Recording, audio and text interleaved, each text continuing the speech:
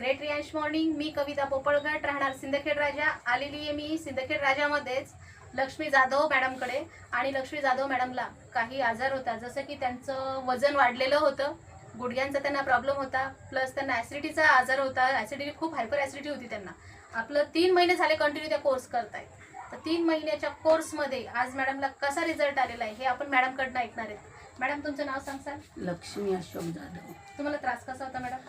मला खूप त्रास होता, म्हणजे खूपच त्रास. 35 वर्षापासून त्रास होता मला. कोणता त्रास होता 35 मला वर्षापासून? म्हणजे पाय दुखणे, गुडघे दुखणे, म्हणजे असे पाय सुजायचे, हात सुजायचे, बीपी वाढायची, पाठ दुखायची, डोक्यात चमका निघायच्या, म्हणजे असं खूप त्रास होता. पण जसं मी औषध घेतलं ना, पहिले हे 2 घेतलेले, तर याच्यापासून माझं डोकं थांबलं आणि मी चक्कर येत नाही, बीपी पण नाही, काहीच नाही आता.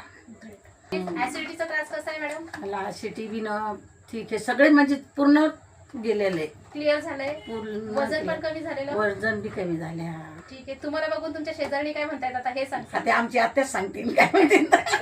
ग्रेट. चला तर मग मॅडम इतक्या खुश आहे, कारण मॅडमचं वजन पण खूप फॅटी होते मॅडम.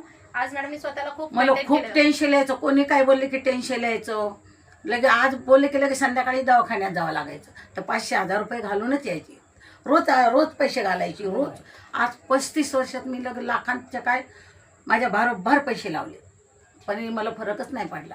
पण हे घेतल्यापासून मला एकदम ओके झाले. ठीक आहे, थँक्यू. आणि हा असा आपला म्हणजे रियांश अमृत ज्यूसचा रिझल्ट आहे, की जे की मॅडम भरभरून बोलतायत की मलाही पुढं काय बोलावं ते सुचत नाहीये. मी चालले बी ना तर मला असा दम लागायचा. आता मी टी पॉईंटवरून चालवते ते.